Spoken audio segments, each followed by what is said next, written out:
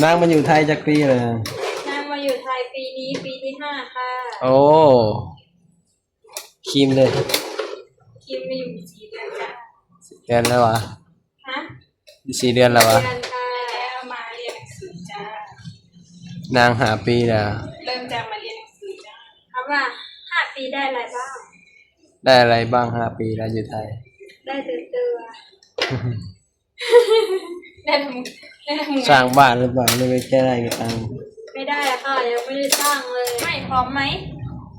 พร้อมกันแย่งอยู่ไม่พร้อมไม่ให้ลงนะ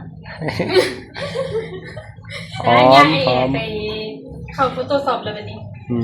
กล้องนะนางไม่ใช่ยาลดความอ้วนโอเคค่ะขอบคุณค่ะใครพูดภาษาเย็นนะไม่มีเรื่องอะไรนะ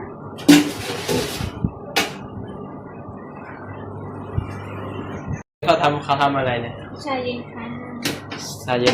ย็นหรือคนเย็นชาเย็นแช่ไม่น่าเย็นนะน่าจะเป็นชาเราในบรรยากาศทำงานอยู่ที่ประเทศไทยคนอันนี้คือชาเย็นเย็นแล้วเดี๋ยวตอบให้นะทีชาเย็นชีวิตในเมืองใหญ่พี่น้องเอ้ย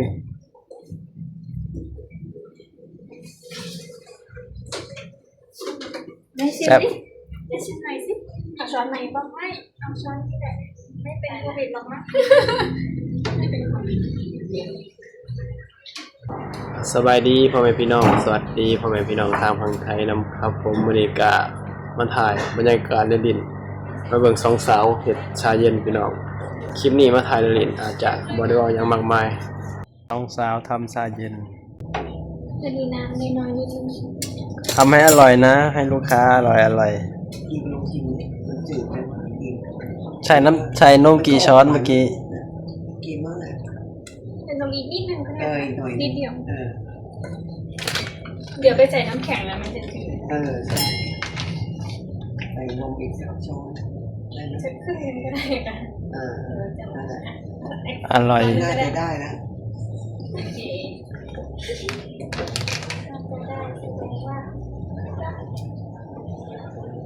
พาพี่น้องมาเบิ่งสองสาวเห็ดชาเย็น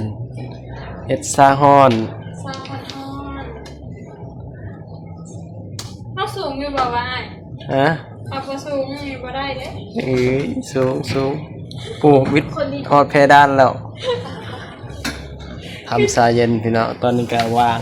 ลูกค้าเบิดอะไรก็พากันมานั่งทำชาเย็นไม่พร้อมไหมพร้อมกันแย่งอยู่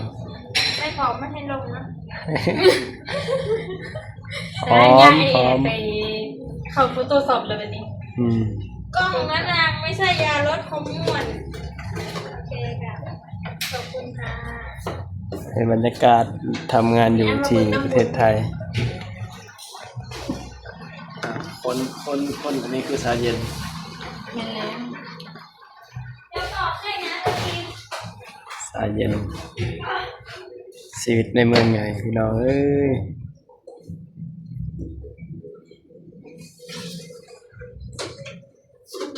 ได้ชิมดิได้ชิมหน่อยสิเอาช้อนไหนบ้างไม่เอาช้อนนี่แหละไม่เป็นโควิดหรอกนะไม่เป็นโควิด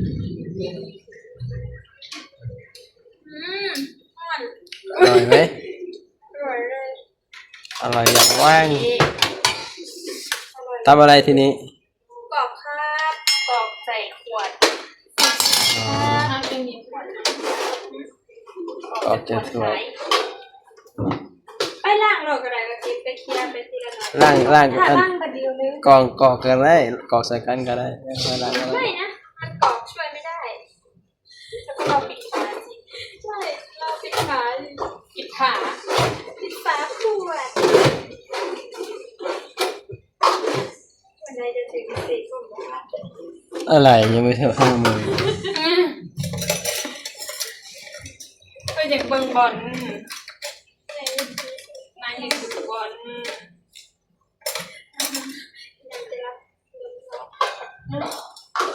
นางมาอยู่ไทยจักปีเลย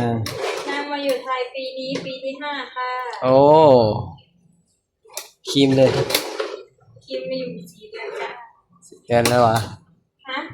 4 เดือนแล้ววะ เดือนค่ะแล้วมาเรียนหนังสือจ้าน างหาปีแล้ว เริ่มจากมาเรียนหนังสือจ้าเอาว่า5 ปีได้อะไรบ้าง ได้อะไรบ้าง5 ปีแล้วอยู่ไทย ได้เตือได้ทำได้ทำงาน สร้างบ้านหรือเปล่าไม่ได้แค่ได้กี่ตังค์ ไม่ได้อะค่ะยังไม่ได้สร้างเลย เดี๋ยวรอหนูนะ เดี๋ยวให้คลิปนี้มันจะดูบันทึกไว้เลยนะ เดี๋ยวรอยนางถูกหวยก่อนนะบันทึกไม่ได้เฉยนะห้ามลง ถูกรางวัลที่1นะ ถูกรางวัลที่1เรียนที่ไหนเลย 5 ปีแล้วเหรอนางเร็วเนาะ โอ้อยู่แต่ ทำงานเหตุงานอยู่ไสเนี่ย เสร็จงานอยู่มินบุรีค่ะ มินบุรีงานอย่าง ร้านก๋วยเตี๋ยวครับ อ๋อร้านก๋วยเตี๋ยวมา มาลาดพร้าวเลย มาอยู่มินบุรีหาปีเลยบ่ 4 ปีจ้า เอาพอหาปี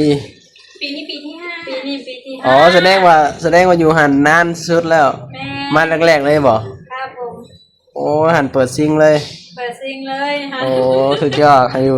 4 ปีเลยก็มาอยู่แรกๆ4 ปีเลยผมเคยเปลี่ยนงาน เดี๋ยวเปิดซิงเลย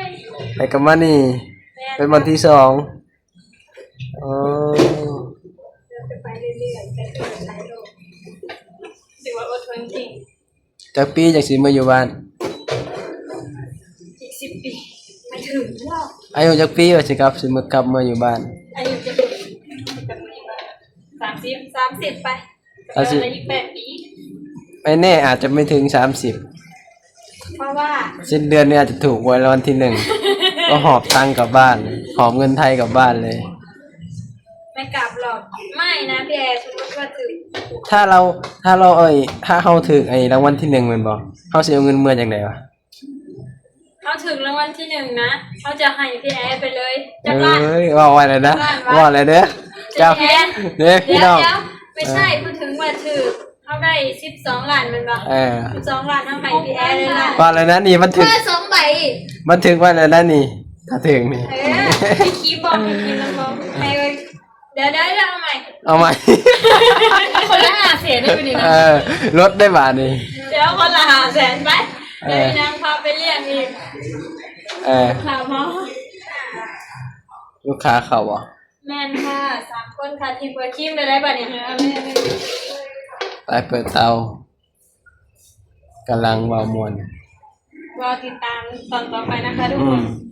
โอเคไปทำงานก่อนมาพี่น้องปองไปเอ้ยลูกค้าเขาแล้วซาเย็นกันแล้วนั่นทำงานก่อนพอกันคลิปน่ะบ๊ายบาย